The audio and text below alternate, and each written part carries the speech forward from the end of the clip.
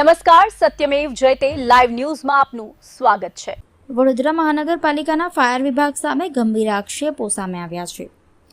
સુરતના આરટીઆઈ કાર્યકર મિથિલેશ યાદવ દ્વારા વડોદરા ફાયર વિભાગની વિવિધ કામગીરી અંગે માહિતી મેળવવામાં આવી હતી।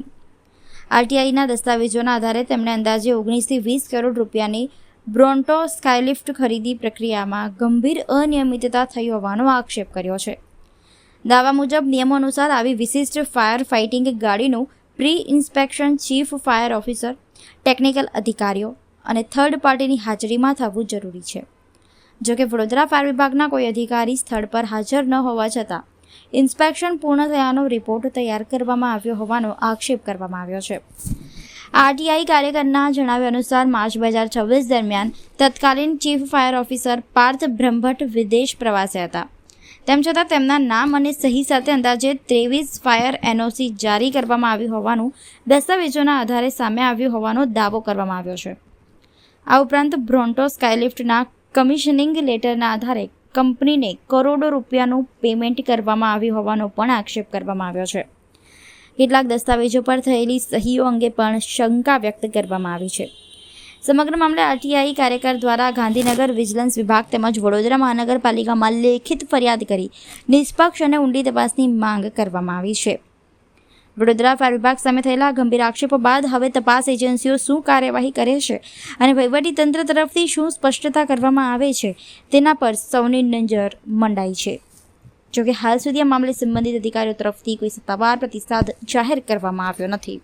વડોદરા શહેરમાં ફાયર એનઓસીના નામે મસ્ત મોટું કૌભાંડ 2024ના સમયગાળામાં તત્કાલીન chief fire officer Parth Brahmbhatt Vadodara શહેરમાં આવેલા હાઇડ્રોલિક પ્લેટફોર્મને ઓપરેશન મેન્ટેનન્સની કામગીરી શીખવા માટે ફિનલેન્ડ જાય છે। જે પણ ટેન્ડરની શરતો પ્રમાણે ફિનલેન્ડ જવાનું જે હતું હાઇડ્રોલિક પ્લેટફોર્મને ચેક કરવા માટે, એ જ્યારે એ એસેમ્બલ થતું હોય, બનતું હોય ત્યારે હતું। લોકાર્પણ થઈ જાય છે, વડોદરા શહેરને 81 મીટરનું હાઇડ્રોલિક પ્લેટફોર્મ મળી જાય છે।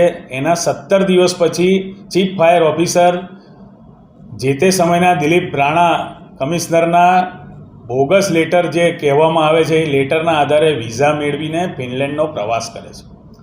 ફિનલેન્ડનો પ્રવાસ પતાવીને એ 20/4 જાય છે અને 6/20/3 જાય છે અને 6/4 પરત આવે છે। આ 15 દિવસના ગાળામાં દેશની બહાર હોવા છતાં એમના નામ ને એમની સહીઓથી અહીંયા વડોદરામાં 23 જેટલી હાઈરાઇઝ બિલ્ડિંગ સાથે હોસ્પિટલ અને સોસાયટીઓની ફાયર એનઓસી ઇસ્યુ કરવામાં આવે છે। જો પાર્થ બ્રહ્મભટ્ટ વિદેશમાં હોય તો એમના નામથી, એમની સહીથી અહીંયા કઈ રીતે એનઓસી બને એ મોટો સવાલ છે।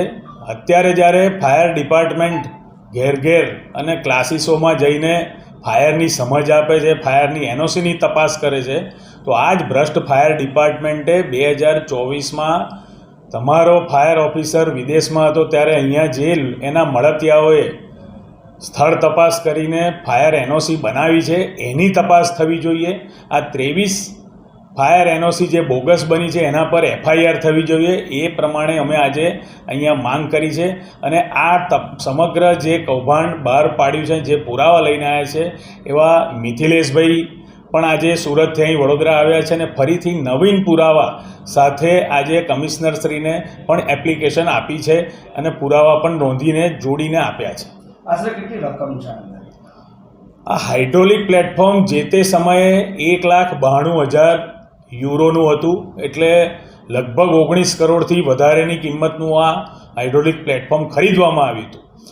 એ પ્લેટફોર્મને ટ્રેનિંગ લેવા માટે એ પોતે જાય છે ફિનલેન્ડ અને એપ્રિલ મહિનામાં પાછા આવે છે। અને મજાની વાત એ છે કે ખોટા લેટરથી એ જાય છે અને ફરીથી 15/6 બીજો જ એવો ખોટો લેટર મૂકીને ફરી 27/9 ફિનલેન્ડ જવાની ફરીથી એપોઇન્ટમેન્ટ પણ લે છે।